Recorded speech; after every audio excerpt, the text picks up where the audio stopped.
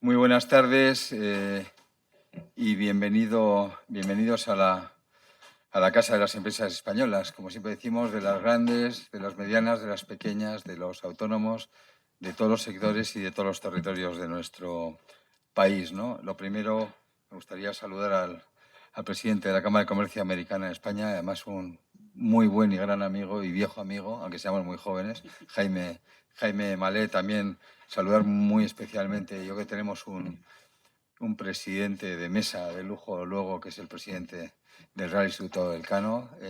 José Juan, es un honor tenerte aquí en esta casa y también pues a las personas que vais a intervenir en la mesa, que yo creo va a ser realmente interesante, ¿no?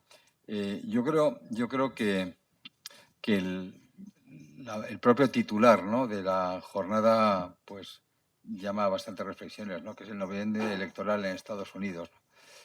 Las perspectivas, ¿no?, en este caso, con lo que significa también para todos nosotros todo lo que ocurre y pasa en un país amigo, especialmente amigo, como es Estados Unidos. Yo creo que amigo en muchos sentidos, desde un plano geoestratégico, por un lado, y yo creo que no hay más que mirar pues en este momento cuáles son las relaciones o ese espacio, lo que es Estados Unidos, lo que es China y dónde estamos también en Europa, sino también desde el plano económico y más especialmente y más intensamente en los últimos años, ¿no?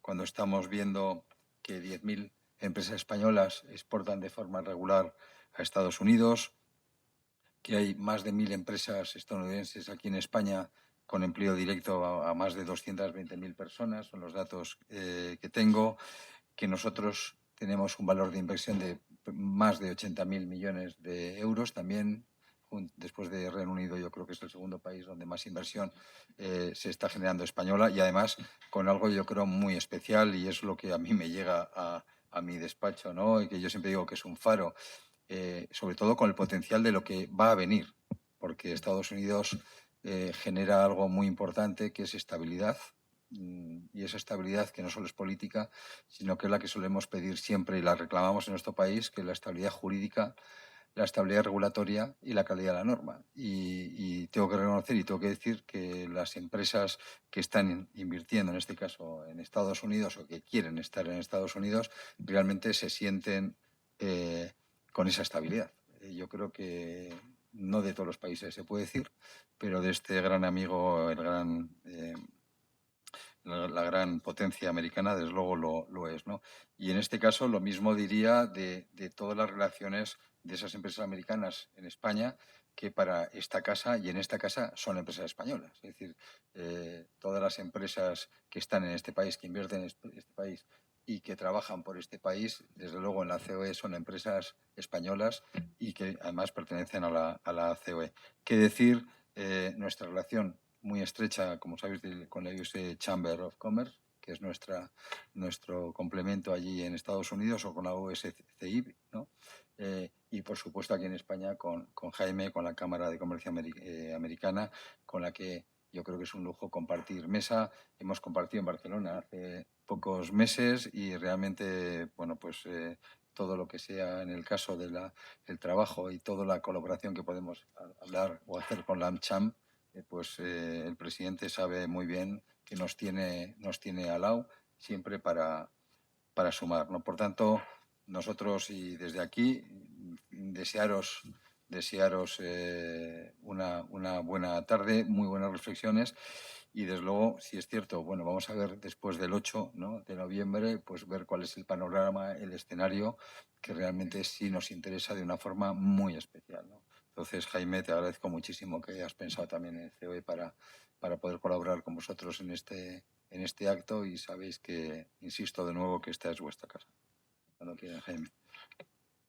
Sí, Antonio, como veo que le hemos llamado noviembre electoral y también hay proceso electoral, que me imagino que no va a haber ni un problema para tu reelección, querría expresar, antes de nada, nuestro total apoyo a Antonio Garamendi, que ha sido un presidente excelente. Yo he conocido a sus 5 predecesores. Ha sido un presidente excelente durante estos años. y en estos momentos turbulentos tener un presidente con capacidad de llegar a acuerdos, moderado, y que ha demostrado este enorme liderazgo durante la pandemia, el liderazgo no solamente del sector empresarial, sino de todo el sector, el sector civil de este país. Yo creo que muchos te estamos agradecidos y te apoyamos, ¿no? Yo no voy a alargarme mucho porque para eso están los expertos. Aparte, como bien ha dicho Antonio, tenemos aquí un moderador de excepción, presidente del Real Instituto Elcano, que saben todo acerca de lo que se va a hablar, ¿no? Pero sí que me gustaría hacer tres consideraciones, ¿no?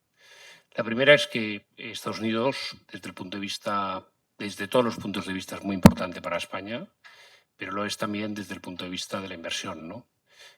Nuestros socios en España son el primer inversor extranjero desde los años 60 y lo han sido de una forma ininterrumpida, ¿eh? Pero nosotros también tenemos socios españoles que compartimos con la COE y que han sido capaces de llevar a cabo un verdadero esfuerzo donde se ha llegado a invertir en los últimos 15 años casi 80.000 millones de dólares en territorio estadounidense, generando un montón de lo que se llaman American Jobs y valor para el país, y que hoy en día España es el número 11 como inversor extranjero, lo cual es una cosa muy importante, ¿no?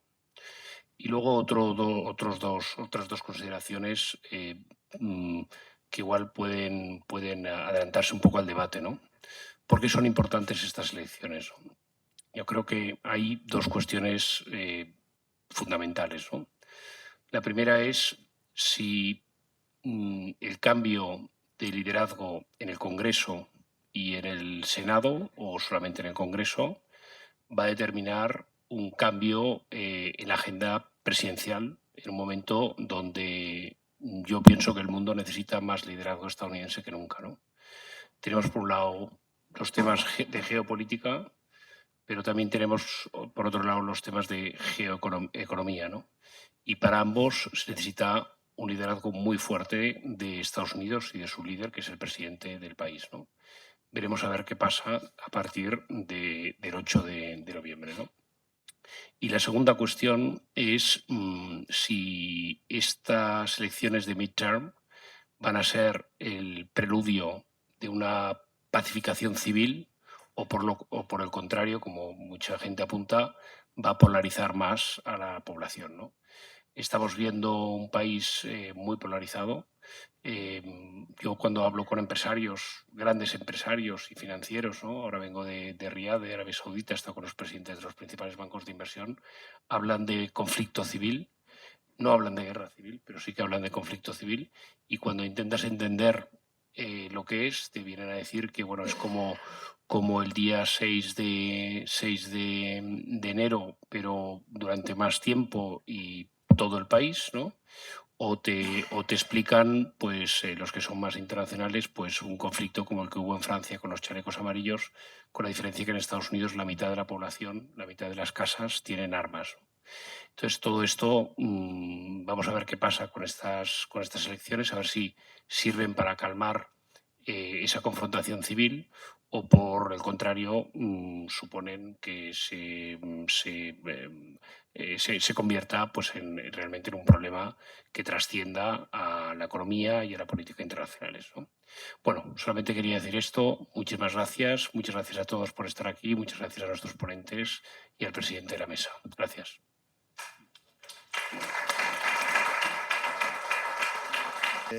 Muchísimas gracias por estar aquí con nosotros esta tarde. Muchísimas gracias a la COE y a Jaime Molet, presidente de AmCham Spain, por tener esta idea y ser anfitriones y organizadores de este encuentro. Y desde luego muchísimas gracias tanto a Carlota, que es una de las grandes investigadoras del Instituto Elcano en los temas de América, y Amanda Mars, por estar aquí hoy con nosotros y por tener la oportunidad de contradecir a Jaime y que todos ustedes descubran que las que de verdad saben son ellas, no soy yo. Y eso es lo que seguramente va a ocurrir en los próximos minutos. Tenemos un invitado que va a llegar en unos minutos Y tenemos a un invitado que está ya con nosotros en la pantalla y al que sin muchos más preámbulos le voy a dar la palabra para que comience su intervención. Va a estar hablando quizá entre 10 minutos, 12 minutos, y después si alguno de ustedes tienen preguntas, por favor hágamelas llegar y se las trasladaremos. John Decker es un corresponsal en estos momentos de la Casa Blanca y el editor de Great Television, ha estado muchos años en Fox, yo le recuerdo su cara todavía de Fox, bueno, pues seguramente va a tener una interesantísima intervención.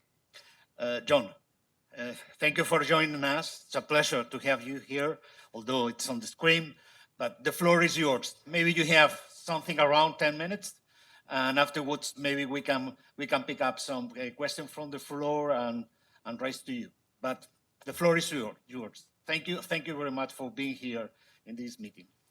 Great. Thank you so much. Thank you to AmCham Spain and to all of the people that are tuning in. This is going to be a forecast, an overview of what we can expect in the midterm election, which is just a few days away. It's next Tuesday here in the US.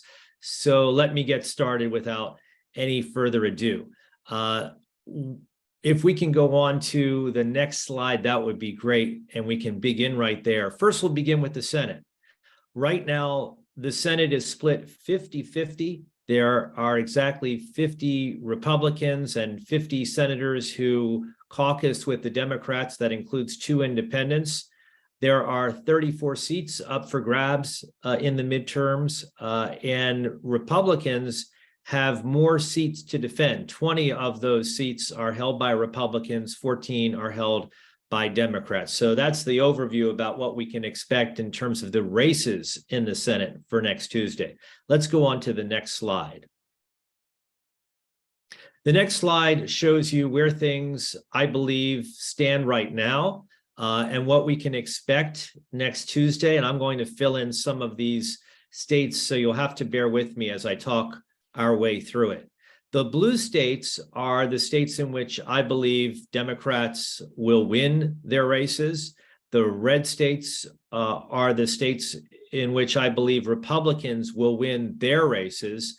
And then you see states that are not colored blue or red. They are, I guess you could call it beige in color. And there are 5 states that will determine who controls the US Senate. So without filling in these states, those 5 states right now, you see where things stand, I believe, as it relates to the midterms: 48 Democrats, 47 Republicans.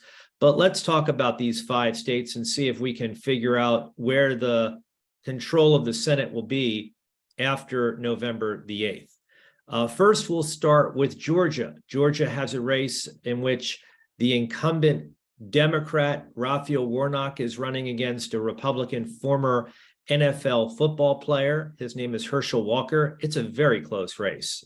Polls show it's essentially a toss-up.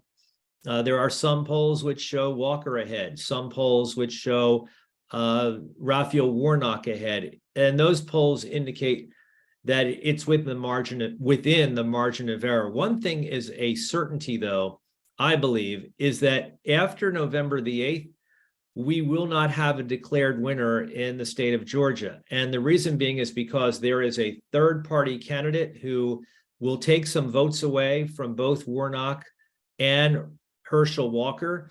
And state law in Georgia is such that you need to get above 50% to be declared the winner. So if there's no declared winner in Georgia after November the 8th, you're going to have a runoff election, and that will take place on December the 6th.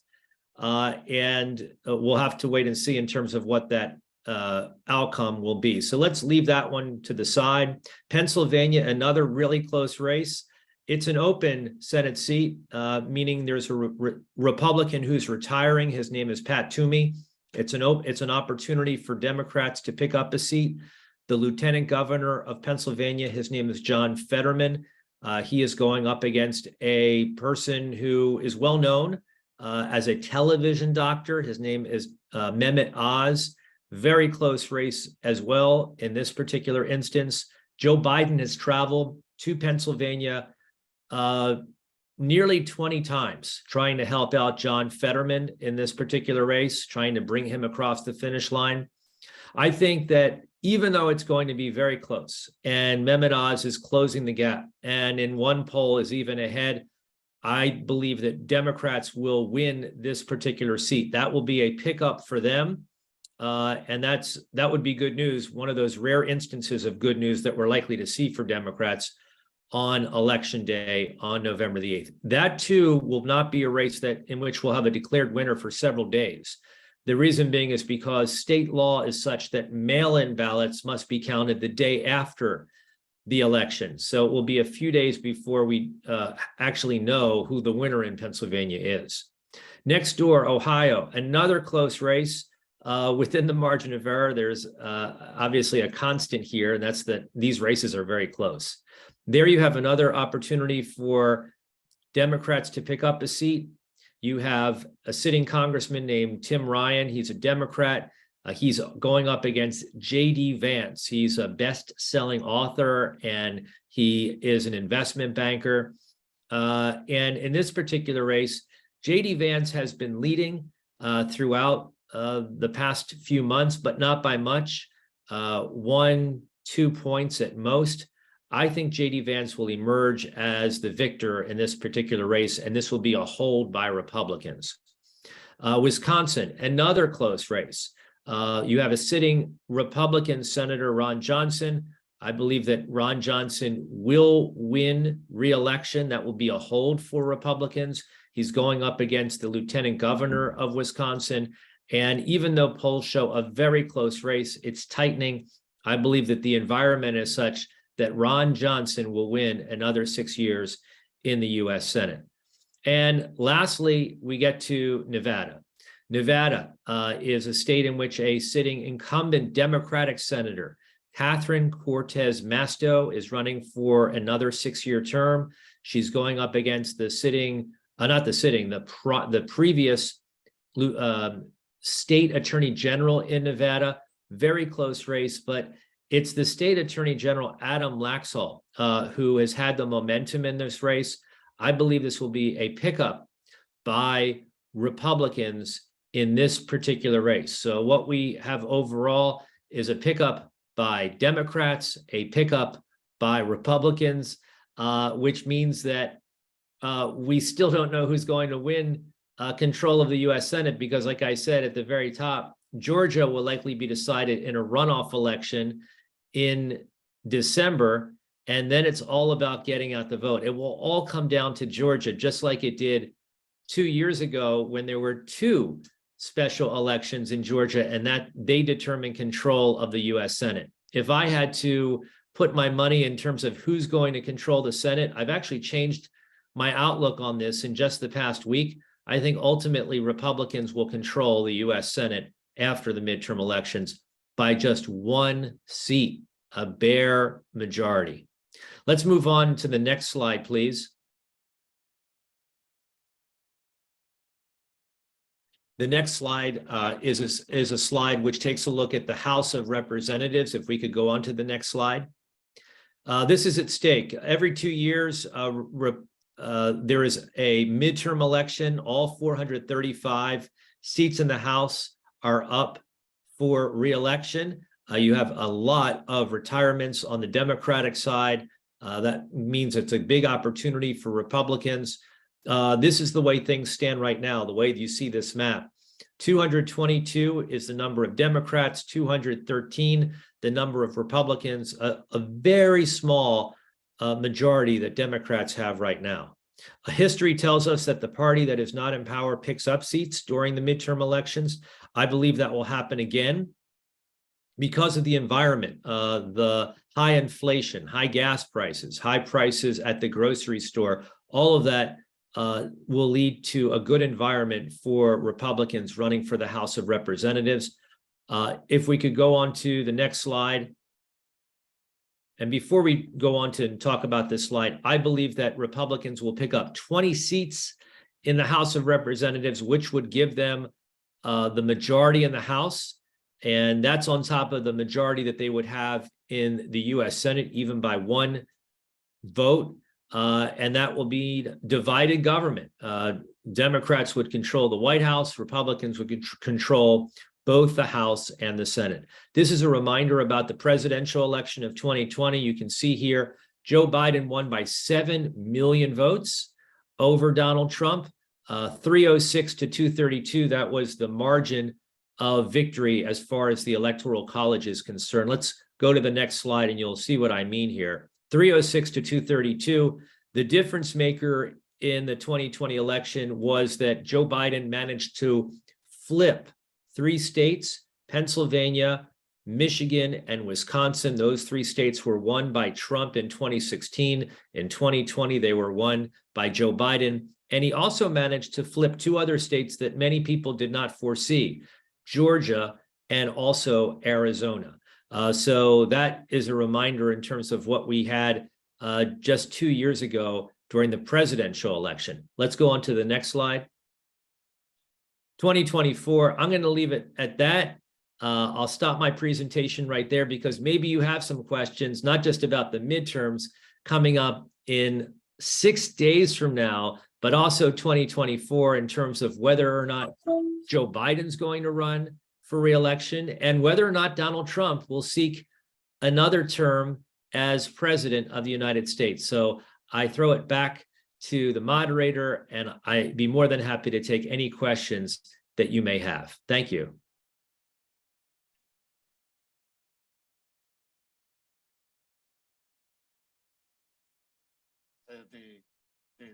The real question we are going to discuss today.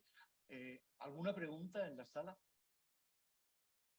John, if whereas people think about what are going to ask you, just one question to put on some context. Okay. How often the midterms result in a defeat of the incumbent government? This is a normal result. It will be a surprise if Republicans make a win next Thursday. What is your impression, and to give people the historical context of the importance of this election? I'm happy to give some historical context. Yes, we saw this when Donald Trump was president. His midterm that he encountered, 2018, we saw Democrats take over control of the House of Representatives. We saw this in Barack Obama's first term during his midterms in 2010. We saw in that particular case, Republicans take over the House of Representatives. Historically, the party that is not in power gains seats during the midterm elections. Historically, that means 6 seats in the Senate, 26 seats in the House of Representatives. I don't think we're going to see a 6-seat margin in the Senate, but we could see upwards of 26 in the House. I think it's going to be more like 20, but this would not be unexpected. The environment right now for Republicans is very good, not only because of that historical perspective, but also because of the state of the U.S. economy. It's also because of the state of the global economy as well. Thank you. Thank you very much. May I ask my colleagues in the panel if they have any questions to John? Well, I am. I would like to ask you about the Trump effect in this election. He's not running, neither President Biden, but actually they ran in this same. So right. Will it be a win or a lose for Republicans? No, it's a great question.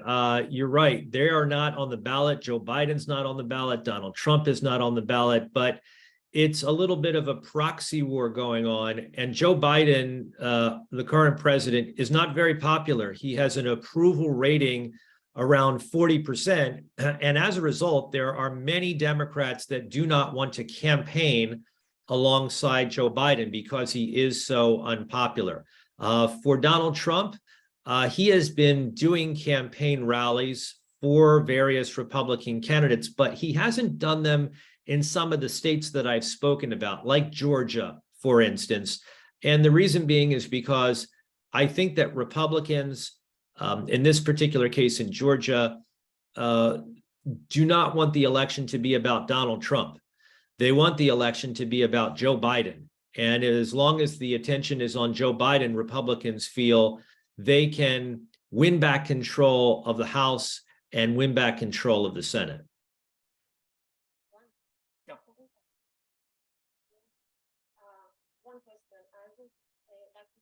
About the other races, I'm thinking about the governors. There are 39 races, and I think that's also very important. Can you tell us something, please?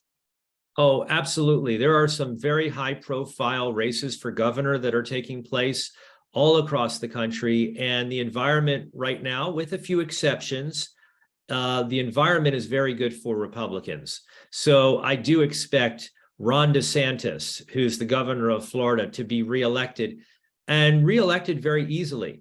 And he is likely going to use that as a springboard to run for the Republican presidential nomination in 2024. In Pennsylvania, they have a governor's race going on there.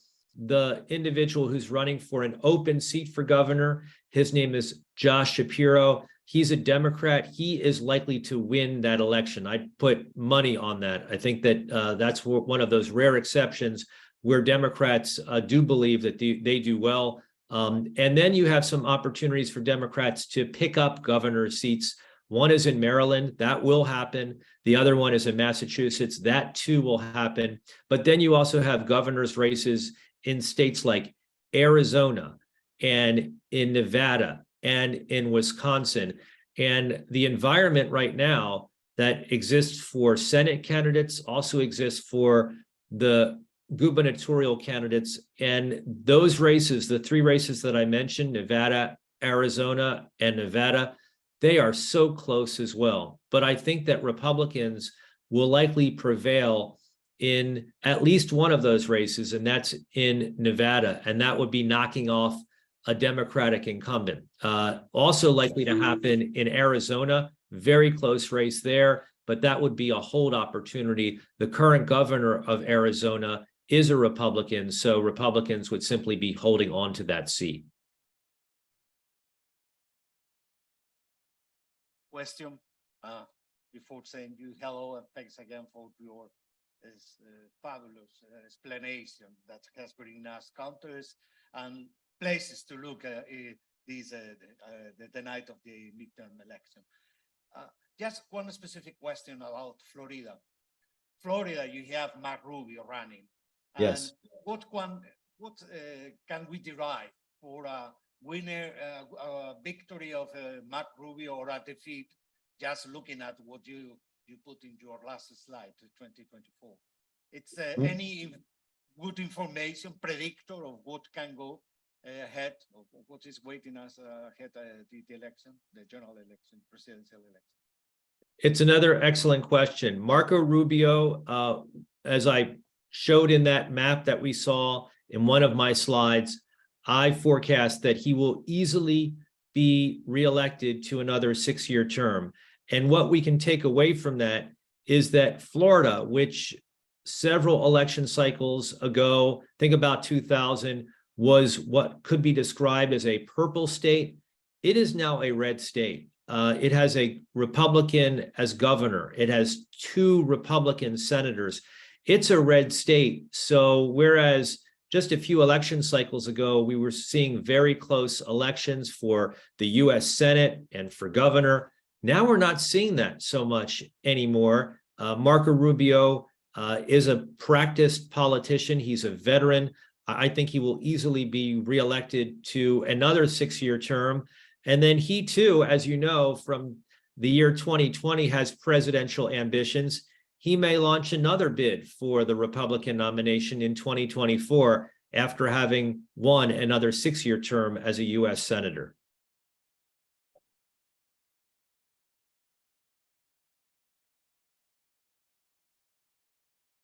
Spanish. Therefore, if you want to hear our presentation, Carlota, and Jaime has a last question. Hi, Jaime. A very difficult one, John. Yeah, just for you, because you are an expert. What is your forecast for 2024? who do you think would be the front runners in the Republican and the Democrat parties? Thank you, Jaime, and good to see you. I think that in 2024, it's going to be very interesting to see whether or not Joe Biden runs for another 4-year term as president. In just a few weeks, November the 20th, Joe Biden turns 80 years old. And you have to keep in mind that he's not getting any younger. None of us are. And I think that has to be a consideration in terms of whether or not he runs for another 4-year term. He has said publicly his intention is to run for another 4-year term. But quite honestly, I would not be surprised if he does not run again for re-election.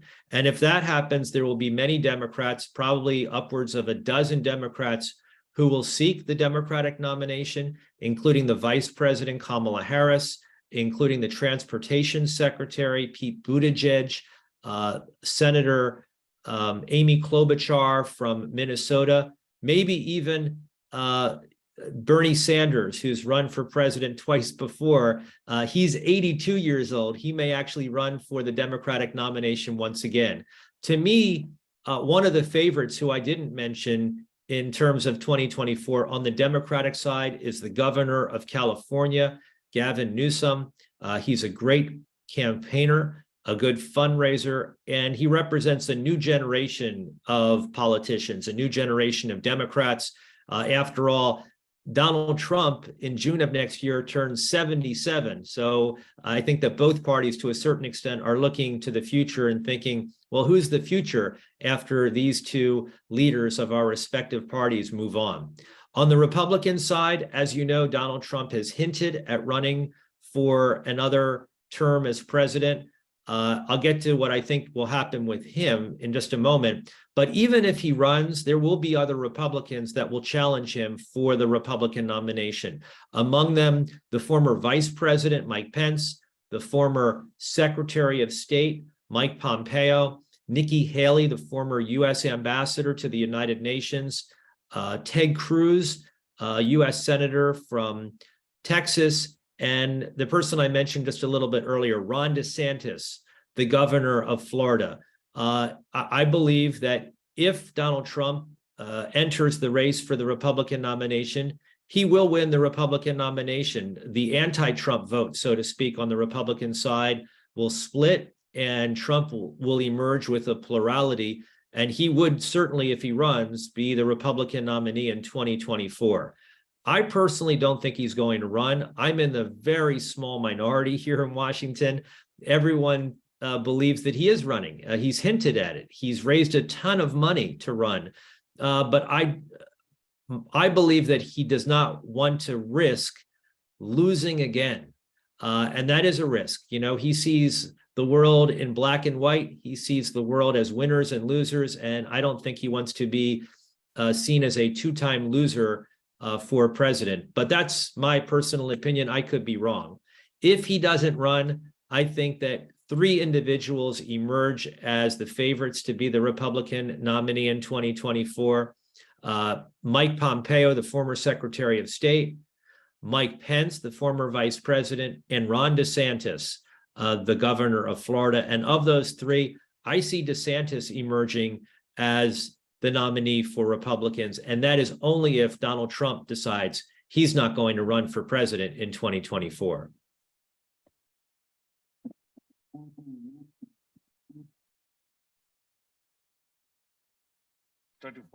Thank you very much for joining us this afternoon. Has been really wonderful session. Thank you. Thank you.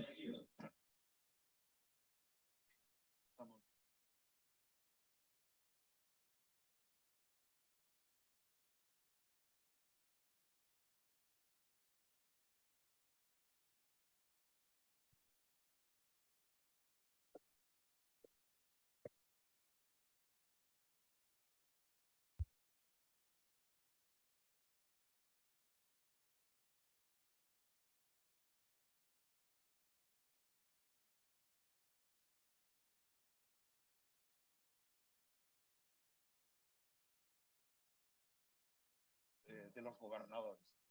Yo tengo mi teoría. Yo he vivido en Estados Unidos 7 años. sigo con mucha atención lo que ocurre. Mi teoría la expreso en 5 minutos mientras a nuestro invitado Lorenzo se sienta y toma aire para darle la palabra. Mi teoría es la siguiente. Unas elecciones al Congreso, al House, son unas elecciones entre gente en la que muy poca gente conoce. Nunca vas a parar a un congresista por las calles de tu pueblo porque no le vas a reconocer, ni reconoces cuáles son los mensajes. No es nada muy distinto a lo que pasa aquí con un diputado por Soria o por Cuenca o por Guadalajara. Lo que tú sabes es que representan un partido político y tienes tus opiniones sobre lo que está ocurriendo en la economía, la inflación, el desempleo, las guerras culturales. Muy probablemente, yo creo que en las elecciones al House, esta idea de grandes lineamientos de los partidos, la figura, como ha preguntado Amanda, por un lado de Trump, por otro lado de Biden, se proyecta mucho sobre los candidatos y, como John ha dicho, pues Biden es un presidente muy popular,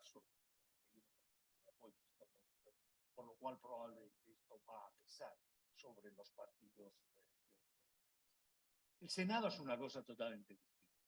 En el Senado vienen los peces gordos de la política latinoamericana, gente que tiene una cantidad de dinero y que ha acumulado en sus campañas mucho dinero y que puede colocar sus mensajes, sus políticas y ser identificadas con él.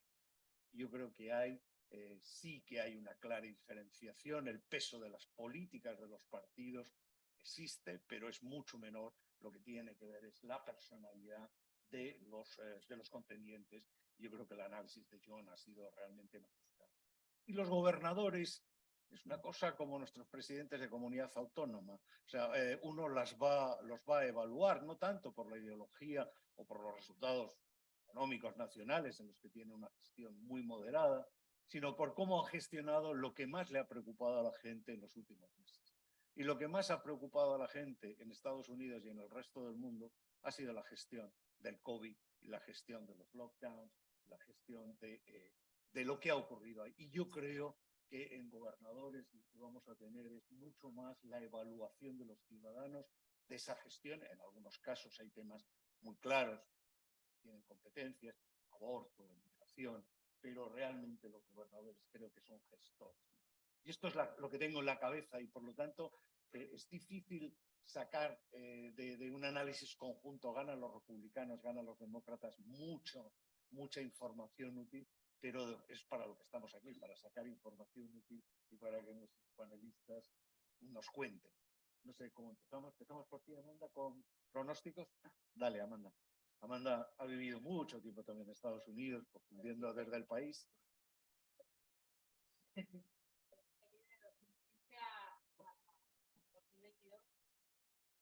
Perdón, estuve allí de 2015 a 2022, así que vi el final de la era Obama, toda la era Trump y el inicio de la era Biden.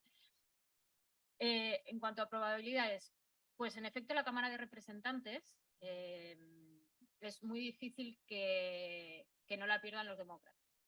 Normalmente, como ocurre también en España, los votantes son fieles al partido al que suelen votar. Y el grupo de moderados o de centristas o no adscritos a ningún partido, un porcentaje de la población muy pequeña, pero que son los que deciden esas elecciones. De todos los escaños que salen, en realidad la mayoría están decididos, por tanto.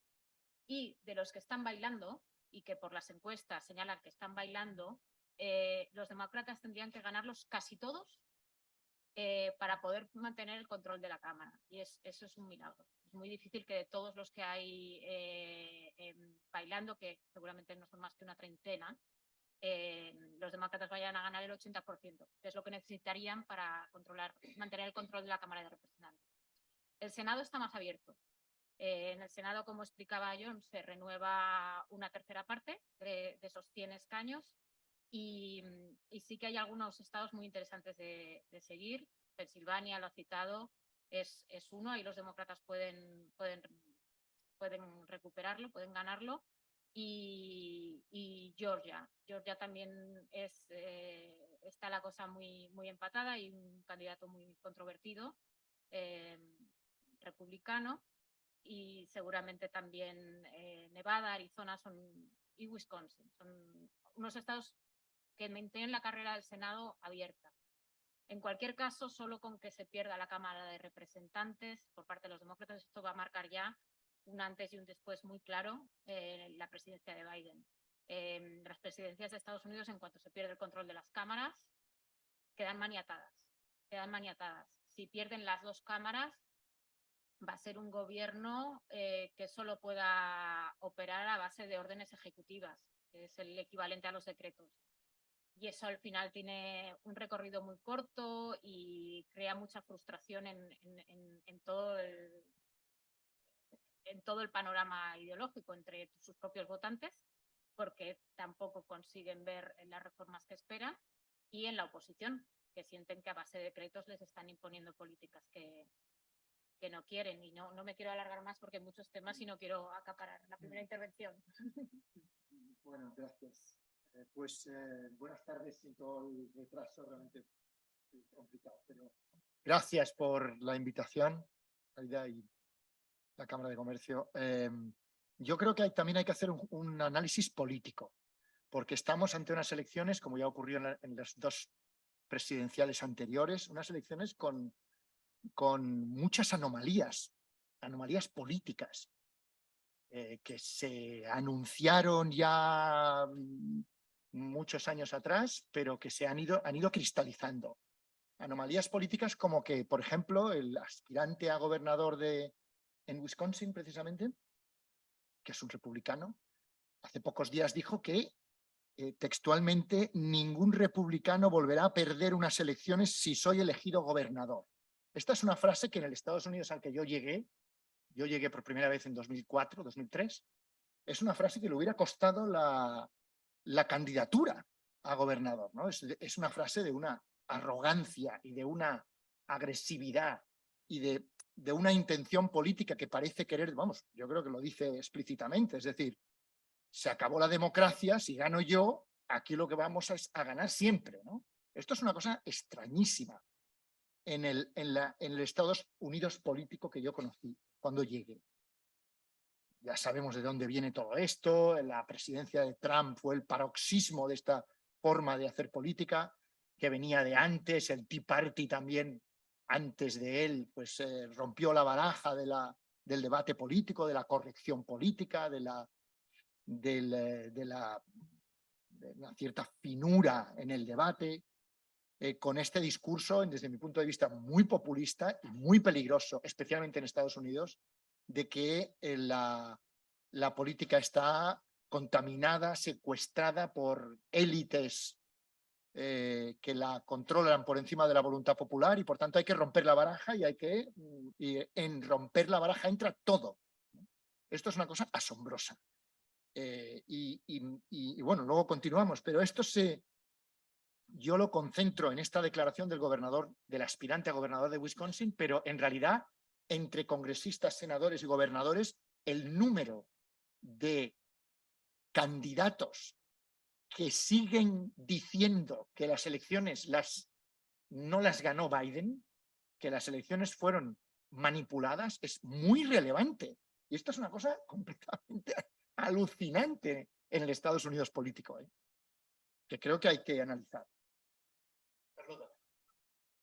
Bueno, ante todo, muchísimas gracias por la invitación y un placer además compartir esta excelente mesa. Bueno, yo voy a intentar cambiar un poquito de tercio y voy a intentar ver en estas midterms por qué qué moviliza al electorado, ¿no?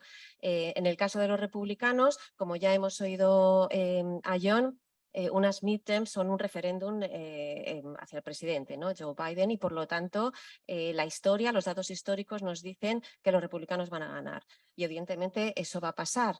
Pero es que además de su lado tenemos una evolución económica, unas inflaciones altas, un precio del gas importante, un coste de la vida que está subiendo. También tenemos el tema de la criminalidad y la seguridad ciudadana, que es un tema que está creciendo mucho, el tema de las fronteras, sobre todo en las carreras de los gobernadores. Esos son dos temas que funcionan bastante bien. Y luego también se están aprovechando de que la confianza que se está teniendo en la administración Biden ha caído, no solo la popularidad, sino la confianza. Un 48% de los americanos, no republicanos y demócratas, de los norteamericanos en general, piensan que el Partido Republicano está más capacitado para sacar adelante el país frente a un 37%. Y entre los independientes, que son pocos pero suelen decidir estas elecciones, incluso es más elevado, ¿no? Por lo tanto, todos estos son factores que están a favor de los republicanos. Y de los demócratas, pues hemos visto que ha habido cierto zigzag en las encuestas. En agosto hubo un resurgimiento de los demócratas, incluso pensaron que podían mantener con bastante claridad el Senado y quizás incluso la Cámara de Representantes, pero esas perspectivas han bajado. ¿Qué pasó en verano? Tenemos la decisión Dobbs, el tema del Tribunal Supremo y el tema del derecho al aborto, que hizo que muchísimas mujeres se inscribieran para votar. Como sabéis, hay que inscribirse para votar. También fue la aparición de Donald Trump, el tema de los papeles en Mar-a-Lago. Él estuvo muy presente en las primarias para los candidatos a los republicanos ahora en las midterm, y eso favoreció a los demócratas. Por lo tanto, yo creo que el factor Donald Trump no está siendo más, si aparece, o sea, favorece más a los demócratas que a los republicanos. Y de hecho, en las últimas semanas, sorprendentemente, a Trump le hemos escuchado muy poco, lo que favorece a los propios republicanos, ¿no? Y un elemento más de lo que que es positivo para los demócratas es que los candidatos republicanos al Senado son realmente malos, como no se ha visto en décadas, y eso lo ha dicho todo el mundo e incluso Mitch McConnell. Por lo tanto, lo que intentan hacer los republicanos es que esto no sea una referéndum a Biden, sino esto que sea un election choice, es decir, vamos a elegir al candidato, y ante tales candidatos republicanos que tienen unas poquísimas cualidades, no queda otra, a pesar de que no esté usted contento como vaya a Washington, váyame a mí, porque es que no hay manera de votar ese candidato, ¿no? Entonces, ahí están todos. Pero hablando de todos estos temas, acabo ya, yo creo que lo que están votando los norteamericanos es la inseguridad. Todos, republicanos y demócratas. Hay una inseguridad económica, coste de la vida, inflación, qué va a pasar con la economía. Hay una inseguridad física, aquí estamos hablando de las fronteras, el tema de la criminalidad, incluso de lo que está pasando fuera, es decir, política exterior no es un tema de las midterm, pero sí que es verdad que viendo lo que está pasando en Ucrania, China, si en un supuesto invade Taiwán, pues eso también crea cierta inseguridad física a los propios norteamericanos. Y por último, una inseguridad y una preocupación por la propia democracia, tanto en republicanos como demócratas, pero desde un punto de vista distinto. ¿Qué dicen los demócratas? Que la democracia en Estados Unidos se está deshilachando porque hay un fraude electoral por todos sitios. ¿Qué dicen los demócratas? Pues que la democracia se está deshilachando porque hay una supresión del voto, porque no dejan votar, porque el gerrymandering, etcétera. Y luego también aquí entra en el tema de ciertos derechos, ¿no? El derecho al aborto para demócratas, otros derechos como ciertas creencias religiosas en el tema de los republicanos. Por lo tanto, esto es lo que están votando: inseguridad física, inseguridad económica y preocupación por la democracia, tanto republicanos como demócratas. Y yo creo que lo único que podemos predecir es que esto va a llevar a que se vote mucho más que en otras midterm. Normalmente son elecciones que no llegan más. Hasta ahora 22 millones de norteamericanos han votado ya. Votó por correo, anticipado, los militares 22 millones, y eso creo que está batiendo récords. Y yo creo que esta propia inseguridad es lo que va a hacer que motive quizás un poquito más a los republicanos que a los demócratas, pero que haga que los norteamericanos se movilicen en estas midterm.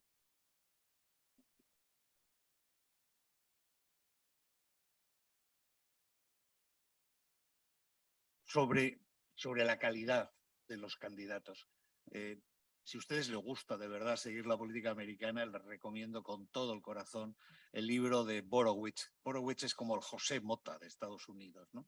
Y ha escrito un libro que se llama Profiles on Incompetence. que obviamente te intenta traer a la memoria los Profiles on Courage de Kennedy, y que cuenta el deterioro de los candidatos y de la clase política y de su preparación desde los 60 hasta ahora. Es un libro muy divertido y muy triste, porque casi todo lo que leemos ahí lo hemos vivido y lo hemos sufrido. Yo estoy bastante de acuerdo con lo que dice Lorenzo, que esto necesita un análisis político. Y para lanzar ese análisis político, yo creo que Carlota ha levantado muchos temas. Vamos a la segunda parte del análisis con esos temas. Pero en la primera, a mí hay dos temas que me parece que es importante. O sea, hemos oído, y Amanda lo ha dicho, la cantidad de votantes o potenciales votantes que niegan la limpieza de las elecciones en uno y en otro bando. ¿Cómo se puede sacar fuerza de esos votantes? ¿Cómo puede uno tener confianza en unos votantes que niegan el mismo principio de la democracia, que es la votación? Este es un principio que a lo mejor interesaría que lo discutiéramos. El segundo es hasta qué punto, digamos, sobre todos estos resultados penden lo que hemos estado interpretando que había ocurrido en Estados Unidos y en otros países del mundo, que digamos los partidos del centro izquierda, en este caso los demócratas, han perdido el voto de la clase trabajadora y que ese voto de la clase trabajadora más bien ha emigrado hacia formaciones políticas más populistas o abiertamente populistas. ¿Podemos darle una pasada, un turno sobre deniers y working class? Yo creo que hay una diferencia importante en este sentido. ¿Verdad que muchos votantes demócratas se quejan de las leyes que algunos estados con gobiernos republicanos están implementando y que filtran el voto de minorías, pero se quejan sobre hechos, sobre decisiones políticas concretas? En cambio, una parte muy relevante del voto conservador, del voto republicano, se queja desde una fantasía.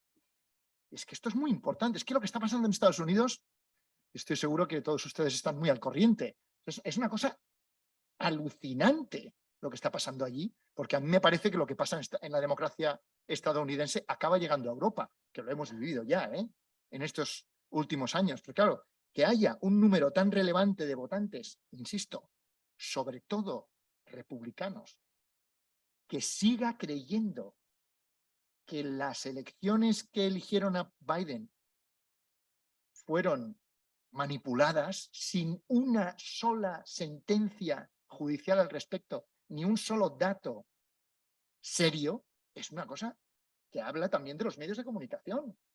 La importancia que tenemos los medios de comunicación para amplificar y cementar distorsiones. Esto es importante hablarlo.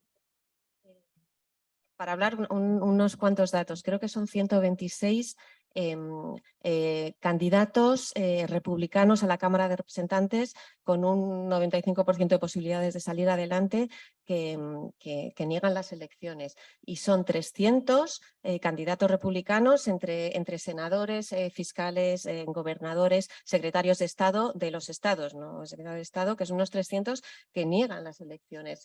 Pero yo creo que no solo es las elecciones del 2020, no solo es si ganó Biden o ganó Trump. Yo creo que esto es una tendencia a un populismo mucho más radical y esa gente, esos representantes, esos senadores son los que van a estar en el Congreso. Y por lo tanto lo que nos indica es que vienen tiempos difíciles.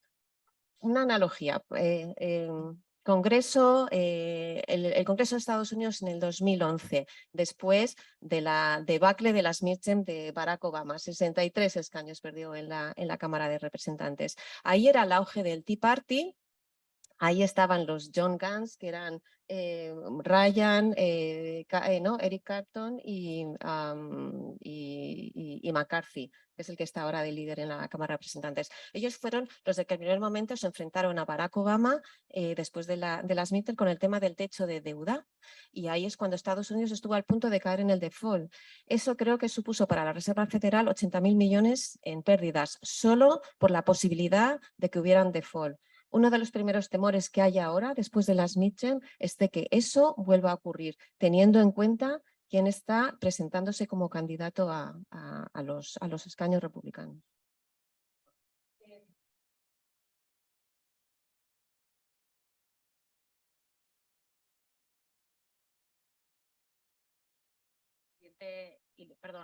Y por tanto su presidente ilegítimo. Eso es como una tercera parte de la población.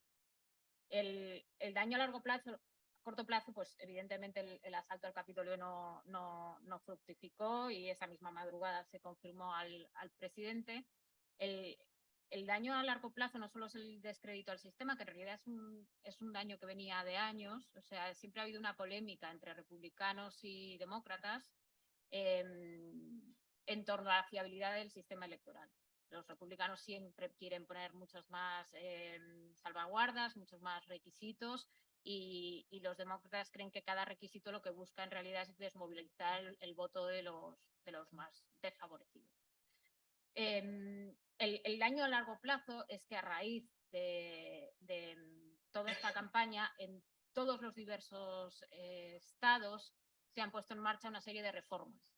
Esas series de reformas, algunas van encaminadas pues eso, a poner más requisitos, a entorpecer el voto con cosas a veces tan ridículas como que está prohibido dar agua a la gente que hace cola en las urnas de Georgia, porque considera que quien van a dar agua en realidad son activistas y les dan mensajes y ese día no les pueden dar mensajes y algo así de absurdo. A veces se forman unas colas para votar. Es que todo esto suena a veces un poco exótico aquí, pero allí ocurre. Se forman unas colas para votar interminables y el hecho de que no les permitas a los activistas por el voto darles agua, darles comida, vas a desincentivar a muchísima gente que vaya a votar. Desde ese asunto hasta que las asambleas legislativas de los estados tengan mucho más poder a la hora de corregir un resultado electoral. Esto fue clave. Esto fue clave. Para mí, en cierto modo, y sé que hay visiones más negativas, lo que pasó a raíz del 6 de enero y de todo este intento por anular los resultados electorales, venció el sistema, porque muchísimos republicanos de todos los estados pararon los pies a los trumpistas y dijeron, no, yo voy a certificar este resultado porque está bien.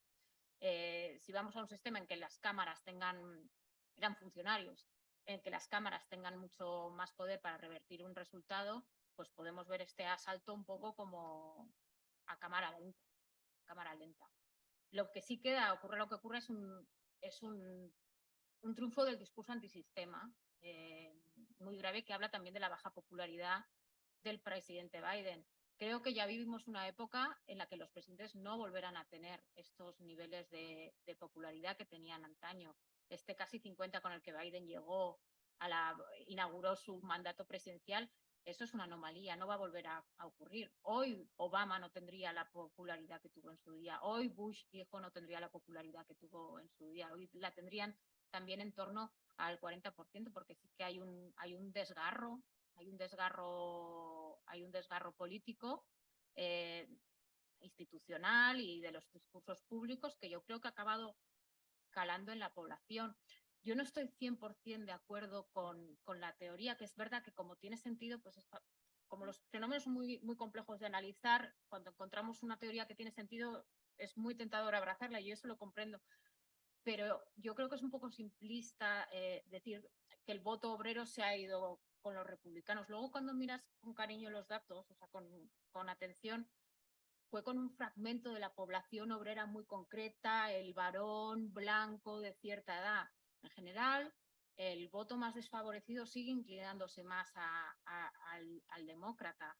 Y si miras todos aquellos que asaltaron el Capitolio el 6 de enero, hicieron un estudio bastante interesante en la Universidad de Chicago. Sus perfiles eran todos profesionales cualificados, en gran parte, profesionales cualificados, pequeños empresarios, gente mayor, no eran jóvenes locos. Es decir, creo que hay un componente mucho más profundo de identidad y de una muy mal llamada guerra cultural que divide a los estadounidenses. Sería interesantísimo echar un vistazo a esos números o refrescarlos, porque los que yo tengo en la cabeza difieren un poco de los tuyos, pero estoy seguro que podemos llegar a los papers donde están medidos. Amanda, tú decías algo, por traer un poco la conversación otra vez a los midterms, súper torpes, pero en fin. Otra vez a las midterms y a las consecuencias. Tú decías, y Carlota también lo mencionaba, bueno, esto es un referéndum sobre la política de la administración. Y tú decías unos resultados en los que, como hemos estado viendo, pues parece altamente probable con las encuestas que hoy tenemos que los republicanos tomen el House, y no sabemos qué es lo que ocurre en el Senado, claramente lo que van a hacer es dejar maniatada a esta administración Biden.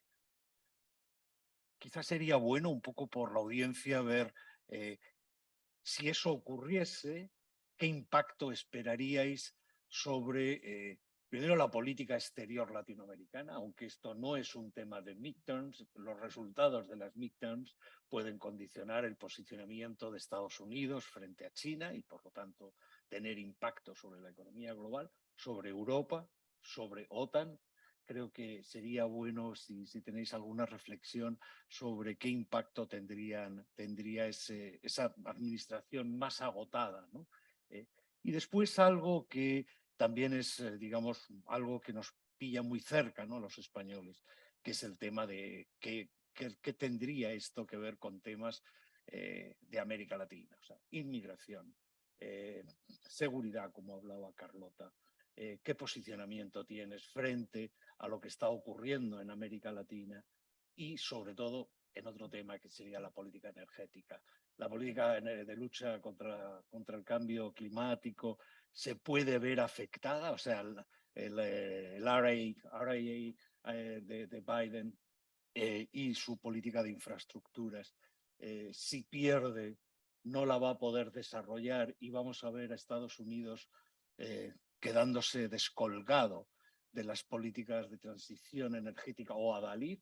Significa esto que China, que ni siquiera ha hecho los compromisos de los national goals en la cumbre, que va a dejar solo a la Unión Europea tomando el liderazgo del cambio climático, sin Estados Unidos, sin China, sin los grandes emisores.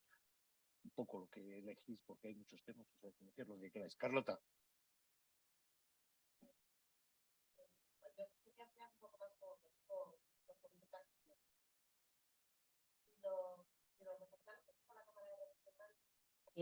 Eso significa que adquieren dos poderes, ¿no? Con la Cámara de Representantes, una cosa que se hace, que es importante, es supervisar el gobierno y crear todas estas comisiones de investigación.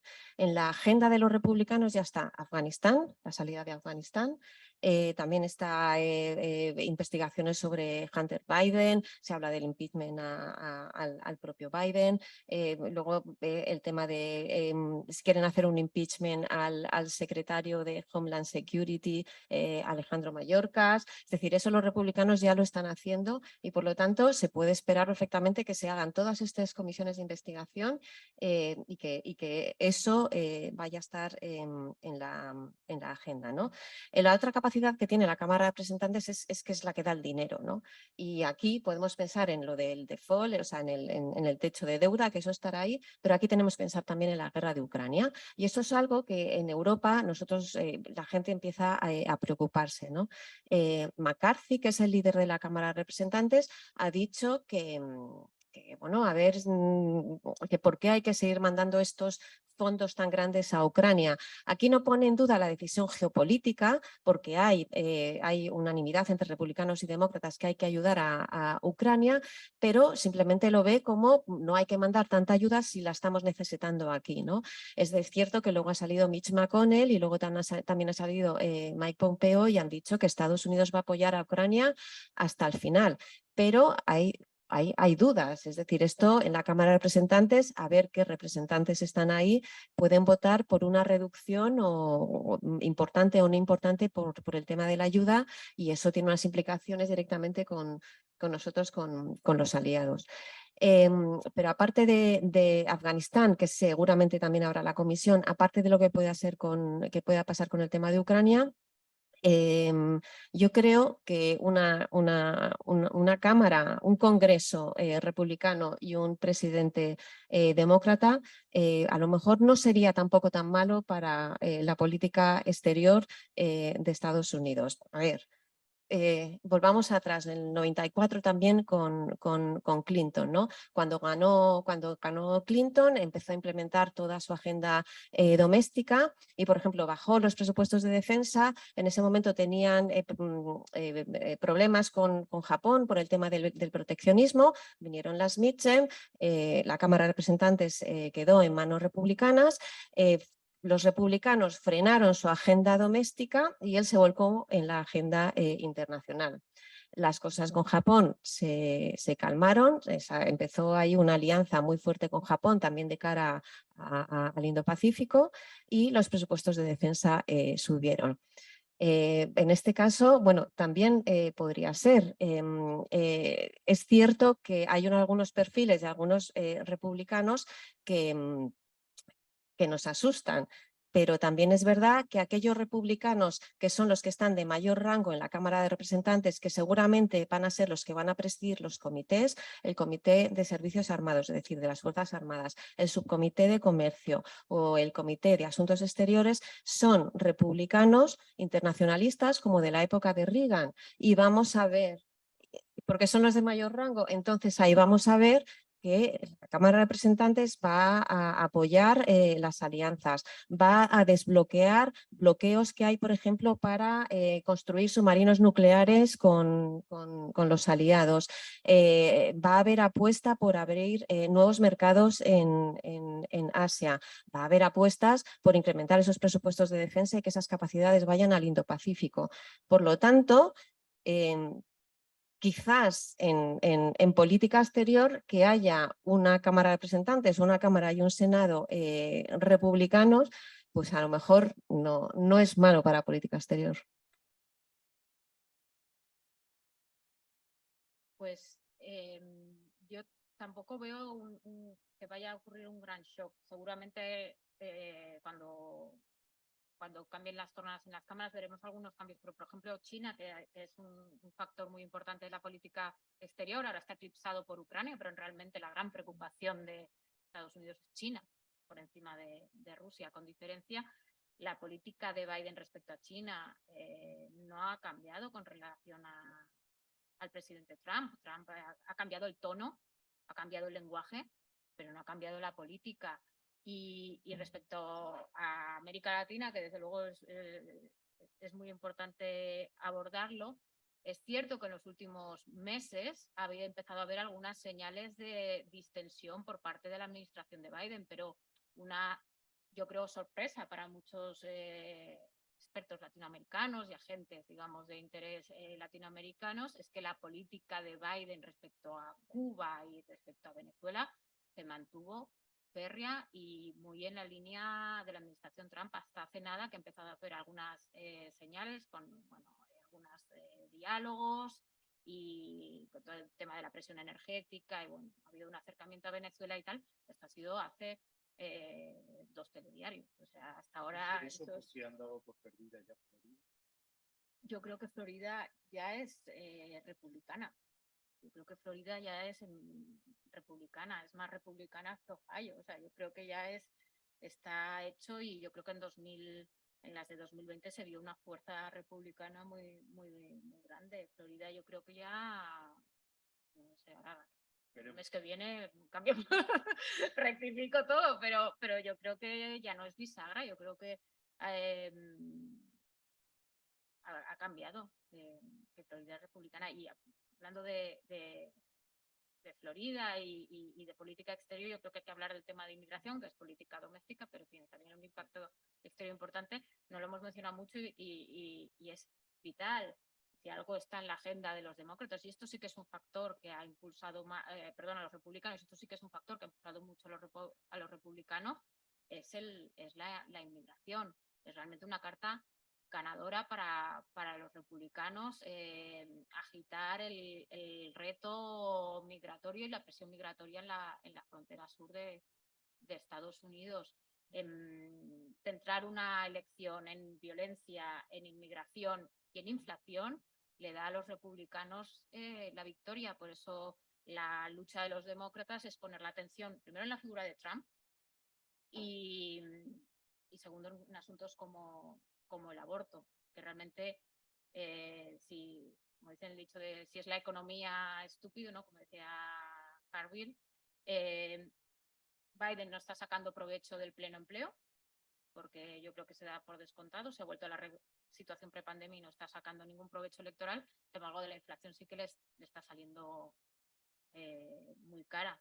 Y salvo que consiga azuzar a los votantes, fijando mucho la atención en Trump y en asuntos como el aborto, tiene mal. Lorenzo. Pues decía Carlota que las comisiones más relevantes del Congreso están todavía en manos de seniors. Yo pongo el acento en todavía.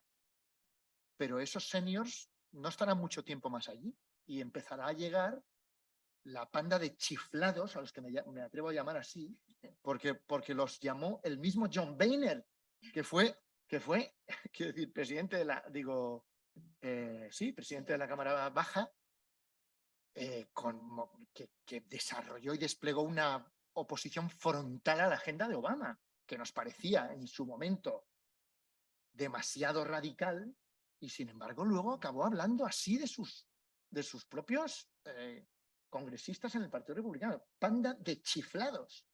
Y decía, entonces, es que a mí me parece, o sea, podemos entrar en el detalle de qué es lo que va a pasar. Va a pasar pues lo que parece, ¿no? Lo que ocurre desde hace ya muchos años. Que lo estamos dando por descontado, pero hace años no era así. Hace años las midterm producían un cambio en las mayorías de las dos cámaras, pero eso no significaba el bloqueo necesario de la agenda del presidente. Significaba una mayor exigencia y el juego de checks and balances que es tan importante en el sistema político maravilloso americano, ¿no?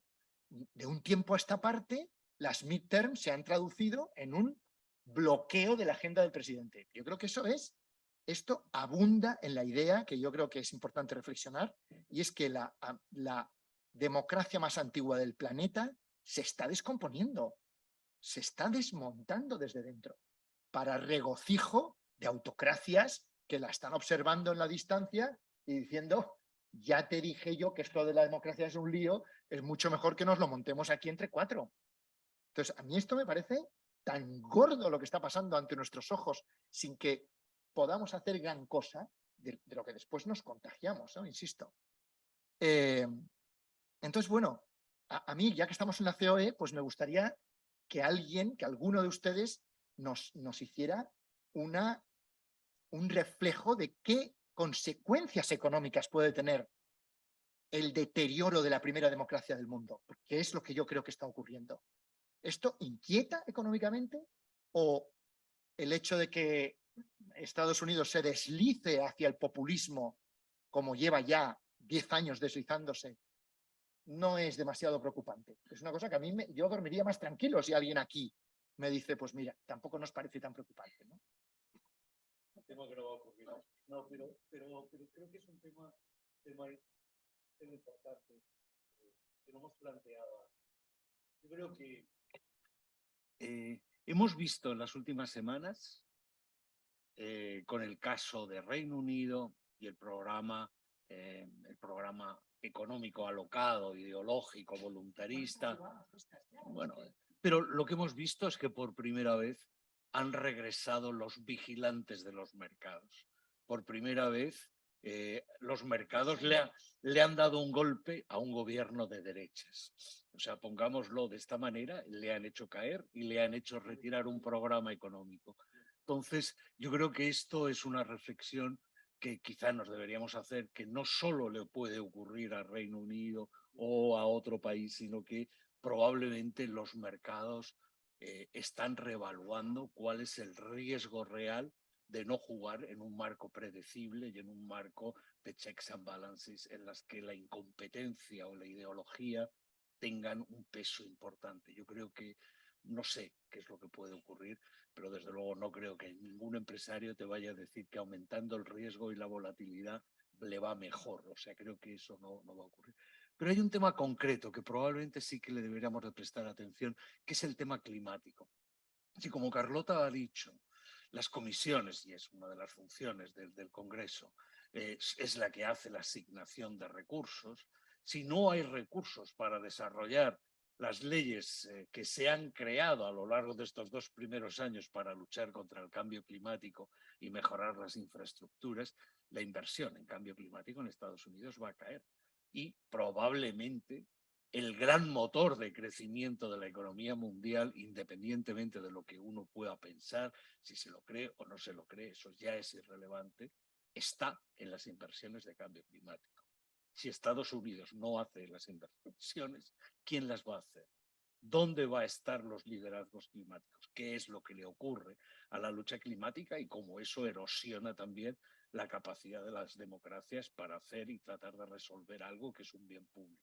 O sea que yo creo que hay muchas aristas, pero en términos puramente económicos, lo que a mí me preocuparía enormemente es que esas 2 leyes que se han puesto sobre la mesa y que, o sea, by the way, presentan un marco muy distinto al enfoque europeo para el cambio climático.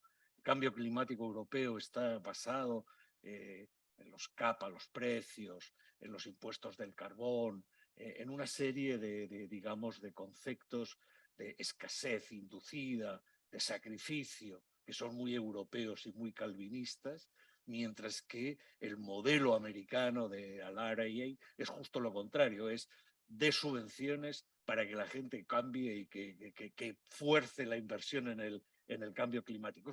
Pero para poder poner en marcha ese modelo necesitas que el house te dé el crédito y te permita el endeudamiento. Si eso no existe, creo vamos a un tema de conflicto con el mundo empresarial más allá del tema puramente democrático. Pero Carlota, yo es que hablo mucho, o sea, que callarme, o sea, moderarme a mí.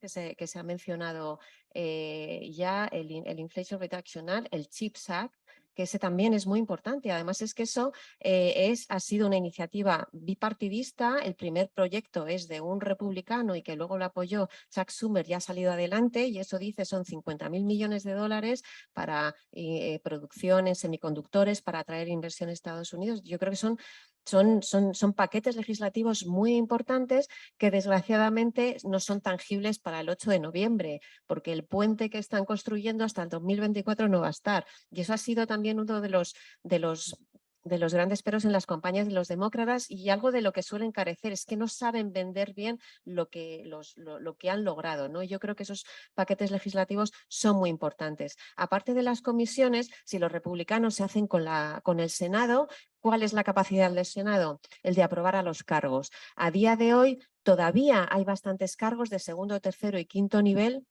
que no han sido aprobados. Está claro que si el Senado pasa a manos republicanas, los republicanos lo van a paralizar absolutamente todo. Eso significa una administración vacía, y eso significa que a la hora de implementar todos estos paquetes, o incluso si la administración Biden quiere avanzar con órdenes ejecutivas, no va a poder implantarlos porque tiene una administración, un gabinete bastante vacío, porque lo que parece claro es que esto lo va a bloquear. Pero hay que dar un voto positivo. Aquí no se ha hablado de los jóvenes.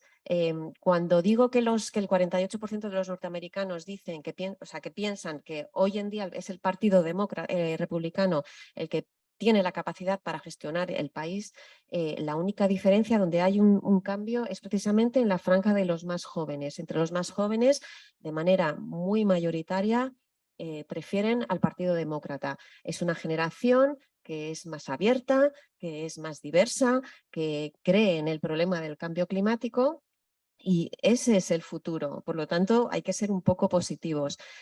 o bastante positivo. Se movilizaron en el 18, se movilizaron menos en el 20 y está por ver si se van a movilizar o no. Porque yo creo que aquí viene con un problema que Amanda ha mencionado, que es la disfuncionalidad del sistema, ¿no? Los norteamericanos piensan que lo que ocurre en Washington no tiene nada que ver con lo que ocurre con ellos. Y de hecho creo que el país se va acercando más, o sea, a la idea de que es mejor un líder fuerte que no ha sido elegido a un líder débil que sí ha sido elegido, ¿no? Esa es la tendencia, porque hay una creciente sensación de disfuncionalidad del sistema americano y que es difícil de solventar. Cuando estamos hablando de la supresión del voto, tal, es que no existe un sistema electoral federal en Estados Unidos. No es cada estado, no es cada ciudad, es que cada county tiene su propio sistema electoral. Por lo tanto, el caos es que, o sea, entenderlo es absolutamente brutal. Es decir, yo creo que ahí hay unos problemas estructurales, una disfuncionalidad del sistema que es donde habría que aterrizar. Asistentes, ¿hay alguna pregunta? ¿Quieren ustedes plantear algo? A ver, tenemos 1, 2, 3. ¿Qué piensa el mundo empresarial sobre lo que está pasando? Yo creo que el mundo empresarial español pues pensará lo que quiera, pero poco puede influir, ¿eh? Pero yo la semana pasada estuve en Riad, una especie de organización que se monta cada año desde hace 6 años y que le llaman el Davos del desierto. Y el primer panel está formado por los presidentes de los principales fondos de inversión soberanos, el de Abu Dhabi y el PIF de Arabia Saudita, y por los presidentes de los principales bancos de inversión a nivel mundial, todos americanos, JP Morgan, Goldman Sachs, el presidente Blackstone, Ray Dalio y el presidente Morgan Stanley. La pregunta que se hizo dentro del panel me parece muy pertinente comentarla ahora, ¿no? Porque se les preguntó cuál es su principal elemento de preocupación, ¿no? Y cada uno contestó temas diferentes, ¿no? Pero básicamente los problemas eran los mismos. La incertidumbre geopolítica, primero por la relación con China y segundo por la guerra en Ucrania, la deuda y eso es lo importante aquí, la falta de liderazgo estadounidense para afrontar estos 2 o 3 grandes problemas globales, ¿no? Y casi todos coincidieron también en que esa falta de liderazgo no es debido al presidente actual, pasado o futuro que haya, sino a esa falta de capacidad del Partido Demócrata y del Partido Republicano de llegar a consensos, ¿no? Entonces, bueno, pues la contestación a la pregunta que has hecho, Lorenzo, es esa, ¿no? En los grandes banqueros y asset managers del mundo preocupa muchísimo esa falta de consensos entre el Partido Republicano y el Partido Demócrata. Preocupante. Y seguramente lo será más, porque la dirección que lleva el país es a un mayor deterioro. También podríamos hablarlo si queréis, lo vuelvo a decir, por el papel que jugamos los medios de comunicación, que llevamos, pues no sé, 3 décadas, 2 seguro, o llevan allí, pero en fin, yo creo que eso se ha contagiado también a las democracias europeas, jugando un papel polarizante, que creo que es muy negativo para las sociedades, muy negativo. Entonces, que asumamos como normal que las midterm suponen el bloqueo de la agenda del presidente en la Casa Blanca, es un disparate. Las midterm servían para equilibrar una presidencia. Es decir, bueno, usted tiene esta opinión, pero yo tengo otra, vamos a trabajar. Y de eso se beneficiaba el país. Pero ha calado también por el reflejo que nosotros los medios hacemos de este problema, ha calado la normalidad de que el Congreso estadounidense esté lleno de gente que no tiene ganas de hacer política, sino de impulsar agendas fantasiosas y radicales y que a la Casa Blanca pueda llegar personajes como Trump. Y yo creo que esto, o sea, a mí como ciudadano europeo me preocupa mucho. Sí, respecto a los medios de comunicación, algo que es muy reseñable y que probablemente empiece o esté ya reflejado en España, no lo tengo tan claro, pero desde luego después de tanta televisión allí sí tengo claro, es que ya no hay una contraposición de argumentos o una confrontación de ideas, hay dos realidades completamente diferentes. Y si tú durante una semana ves la Fox toda la semana, directamente es que el cuerpo argumental es diferente y la realidad que se describe es diferente. Entonces no es que haya un debate político de voy a ver qué opinan en la Fox de esto, no, es que se describen realidades diferentes si ves la Fox o si ves CNN. Y luego es verdad que hay una crítica, autocrítica que tienen que hacer a veces los medios de comunicación, no todos, porque también es un poco injusto generalizar, pero bueno, si no generalizáramos de vez en cuando no podríamos hacer debates de nada, ¿no? Pero es que pides consenso, pides acuerdos políticos y cuando se alcanzan, a veces hacen enfoques negativos. Fulano cede, ¿no? Cede, descafeína, bueno, claro.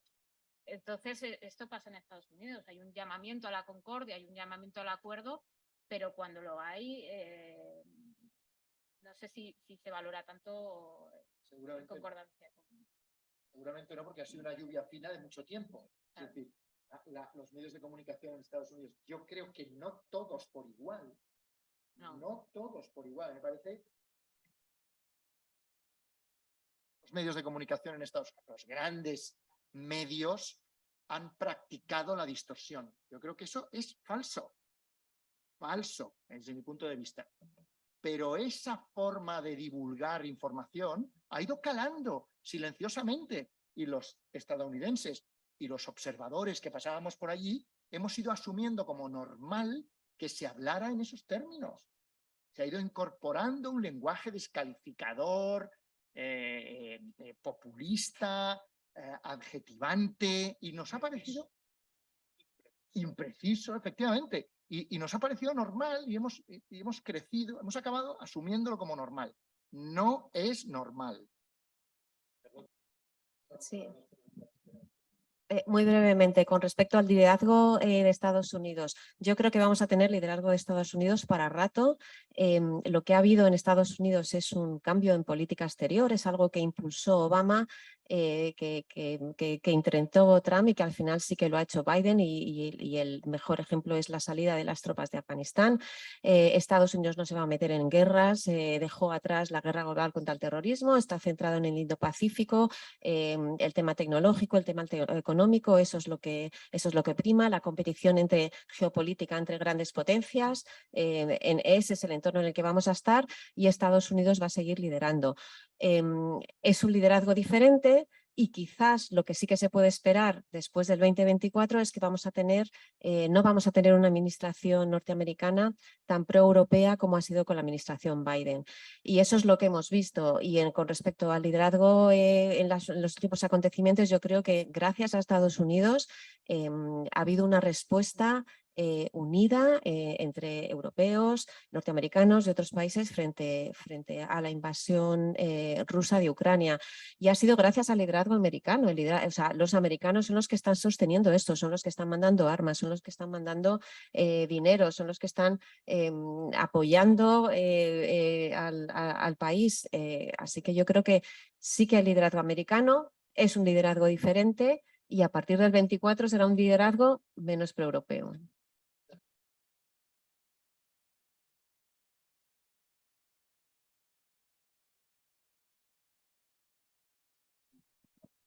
Sí. Buenas tardes, muchas gracias. Quisiera hacer una pequeña intervención un poco en línea con todos, porque este programa, que es estupendo, da juego para muchos programas de respuestas estratégicas, económicas y políticas. Habéis nombrado, a lo largo de la conversación que habéis mantenido, dos temas que son esenciales y yo creo que es una cosa que está en la mente de todos. La preocupación por la democracia. Es una frase muy rápida, pero se está produciendo no solo en Estados Unidos. El deterioro de la clase política es un escenario global. La clase política actual, vayas por donde vayas, no tiene un perfil que sea llamativo. Al contrario, tenemos el ejemplo del cambio que se está produciendo en Iberoamérica, donde por muy pocos márgenes de porcentajes de votación, las 5 grandes economías se han convertido en pseudo-radicales de izquierda. Vamos a decirlo pseudo-radicales porque está por ver lo que pasa en Brasil. La preocupación de Estados Unidos nunca ha sido Rusia, desde que ha empezado este siglo. Lorenzo ha apuntado una cosa y es la lluvia fina que está pasando con los medios de comunicación, donde vemos normal pues, el diálogo que hay entre los partidos de cualquier país, ¿no? Recientemente en Inglaterra hemos visto que un primer ministro dura 45 días, donde vemos que el momento en que haya elecciones el Partido Laborista lo va a tener muy sencillo para acceder al poder, pero no va a ser solo este escenario. Lo que nos plantea desde el punto de vista político es qué tipo de líderes se necesitan para las circunstancias que estamos viviendo en el globo. Ya no hablo de un país en concreto. Sí que es cierto que Estados Unidos va a seguir siendo el país líder este siglo, a pesar de los llamamientos a la economía china y sobre todo la India. Y sí que se nos va a plantear un problema con el cambio climático. Unos lo toman más en serio, como es Europa a lo mejor, pero cada año emitimos más CO2. Curiosamente, China ha triplicado sus cantidades para mantener su rendimiento. El escenario que tenemos que plantearnos desde el punto de vista político es que si el reflejo nuestro como democracias occidentales es Estados Unidos y Estados Unidos está resquebrajando internamente con esa polarización extrema, ¿qué no nos pasará a nosotros? Que no tenemos ni tanta historia democrática y donde además los mismos fallos y errores que vemos en los medios de comunicación norteamericanos los vemos en nuestro país, por ejemplo, a diario, y tampoco pasa nada. De Marta, y después así ya tenemos una intervención final con los 3 miembros de la mesa. Marta. Sí, muchas gracias. Soy Marta Blanco, presidenta de CEO Internacional. Desde un punto de vista más empresarial, bueno, más que preguntas, un comentario a raíz de lo que ha comentado Lorenzo, ¿no? Yo creo que es curioso, nosotros lo vemos en todos los foros en los que participamos, ¿no? Nosotros estamos todo el día con empresas de todo el mundo, ¿no? Estamos con organizaciones empresariales reunidos en multitud de foros, en el B20, países del G20, en VIAC, los países de la OCDE, en la Unión Europea, bueno, continuamente comentando con nuestros colegas la situación económica fundamentalmente, ¿no? Y ahí lo que vemos es que existe siempre una espera a qué es lo que va a pasar en Estados Unidos. Entonces es curioso escuchar que la política exterior en Estados Unidos no impacta cuando en todas esas reuniones siempre está presente Estados Unidos y lo que va a hacer Estados Unidos, ¿no? Es una asimetría bastante interesante desde el punto de vista empresarial. Y ahí lo que vemos es que hay mucha convergencia en las agendas empresariales de todo el mundo. Decía Jaime, las empresas españolas poco pueden hacer, probablemente poco podemos hacer en la situación mundial, pero lo que sí podemos hacer es contribuir a alinear las agendas empresariales. Y creedme cuando os digo que eso se está haciendo en muchísima mayor medida que los propios gobiernos cuando se sientan en estos foros. Nos estamos poniendo de acuerdo, por ejemplo, comentaba antes de empezar la reunión, dentro de unos días hay una cita muy importante. Tanto desde el punto de vista empresarial, 2 días antes, las empresas de los países del G20, como 2 días después. Nosotros hemos sido capaces de hablar de todos los temas que ahora preocupan a las empresas, de todo el mundo, los países del G20 en este caso, y los invitados, como puede ser España. Hemos sido capaces de ponernos de acuerdo en temas importantísimos como cambio climático, como se ha dicho aquí. Se acaba de mencionar que el enfoque americano y el enfoque europeo para combatir es totalmente distinto. Todo lo que tiene que ver con los datos, importantísimo, digitalización, protección de datos, tráfico de datos, etcétera, etcétera, estamos hablándolo y llegando a acuerdos, ¿no? A día de hoy no sabemos ni siquiera si van a ser capaces de tener un comunicado de algo.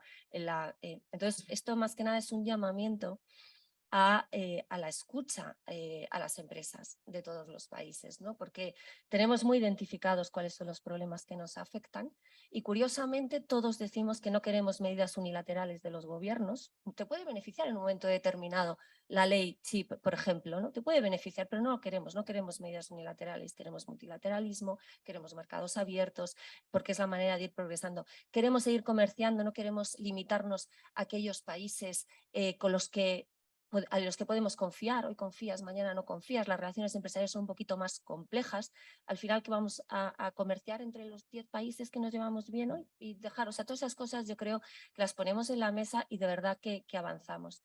Y un último apunte sobre lo que has comentado de Ucrania, Carlota, fíjate, me parece que el relato, a mi modo de ver, tiene que ser un poco distinto. Yo creo que las empresas españolas, europeas, estamos sufriendo muchísimo con las sanciones y lo estamos asumiendo. Entonces ese relato de que el peso recae sobre todo en Estados Unidos nos hace muchísimo daño, porque realmente lo que tenemos que decir es las sanciones europeas están afectando a las empresas europeas, pero van a tener efectos también sobre la economía rusa, que a día de hoy no lo estamos viendo, pero lo vamos a ver, ¿no? Entonces este rato los americanos, cada vez que nos sentamos con ellos, que somos los dos que llevamos el peso, caray, que nos pregunten a las empresas quién está llevando el peso de las sanciones económicas, ¿eh? Y lo estamos haciendo, ¿no? Pero bueno, simplemente porque con los americanos siempre estamos, que nosotros llevamos el peso, y bueno, si nosotros te contamos la inflación, el precio del gas, etcétera, etcétera. Pero nada, muchas gracias.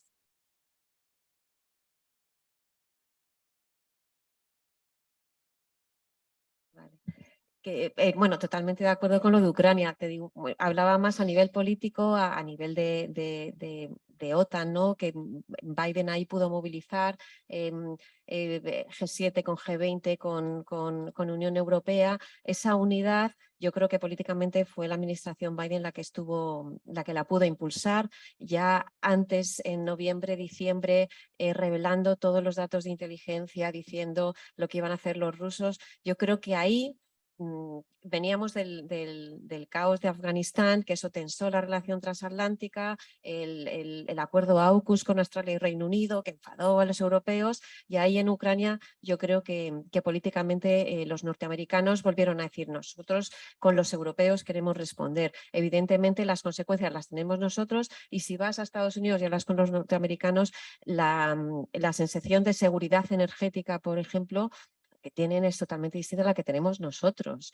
Está mucho más lejos, hay un océano de por medio y evidentemente nosotros nos vemos afectados. Son los que están dando más armas, son los que están pagando el déficit de Ucrania, y lo que se está viendo a ver es que luego encima la reconstrucción parece ser que nos va a tocar a los europeos. Un pequeñito apunte.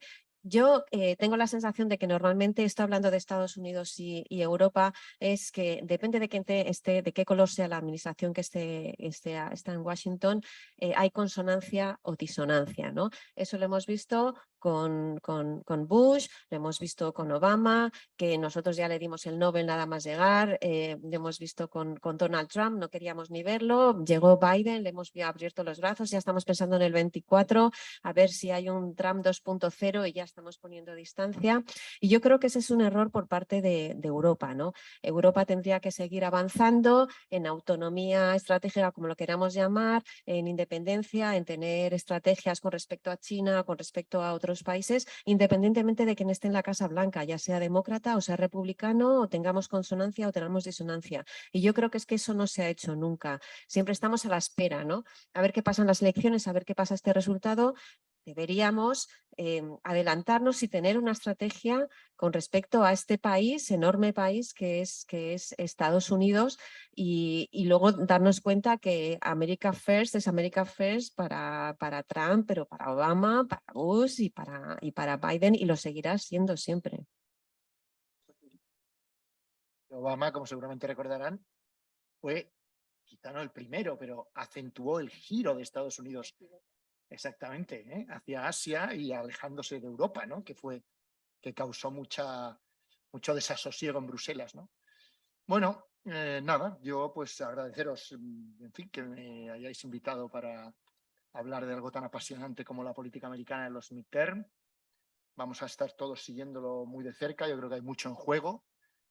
No quiero sonar apocalíptico tampoco, pero francamente creo que hay mucho en juego, la verdad. Y Y ojalá ocurra lo que tú dices, Carlota, ¿no? Que seamos capaces en Europa de crear nuestra propia agenda, nuestra propia fortaleza, ¿no? Al final la política internacional se desarrolla con más o menos musculatura, ahí sí que tienen mucha influencia las administraciones que llegan y que controlan Estados Unidos. Y bueno, pues nada, quizá las cosas no sean tan malas como parecen. Entiendo que la salida del Reino Unido de la Unión Europea hace más difícil esa visión plácida, sosegada e independiente, porque un país europeo tiene una relación especial y la va a aprovechar, y con ese país europeo, Europa tiene cuentas pendientes que saldar y grandes diferencias. De forma que no solo es buena voluntad hacia Estados Unidos, no solo es deseo de tener autonomía estratégica, sino también de cómo algo que es existencial para la existencia del proyecto europeo, que es cómo resuelves el tema de Reino Unido, todo lo que tienes pendiente con resolver con ellos, lo puedes hacer al margen de este problema que va a ser un problema muy, muy complicado de gestionar, ¿no? Todo esto con unas relaciones entre Francia y Alemania que se resquebrajan también. O sea, no estamos en el mejor momento. Mi sensación es que vamos a tener políticas y estrategias nacionales, pero no europeas, que es lo que, por otro lado, es lo que siempre hemos tenido. No hay que exagerar demasiado. Amanda. Bueno, pues yo creo que lo que ha quedado claro esta tarde es que lo que pase la semana que viene no es que no sea importante, pero no es lo que seguramente más nos tenga que preocupar, porque independientemente del resultado, es evidente el problema que hay de división incapacitante para las políticas. Yo creo que es verdad que el papel de las empresas es muy importante, pueden contribuir, los medios de comunicación, en efecto, tienen mucha responsabilidad y todo el día hay que estar permanentemente autocuestionándose bien si se está cumpliendo bien con su función. Incluso los propios ciudadanos sí tienen un poder ahí a la hora de darle a sus representantes incentivos, que los incentivos no sean equivocados. Tú le das incentivos para la división y para la polarización, el político al final va a seguir los incentivos. Entonces creo que la propia sociedad civil es la que tiene que dar los incentivos correctos, y esto es extrapolable fuera de Estados Unidos. Muchísimas gracias nuevamente.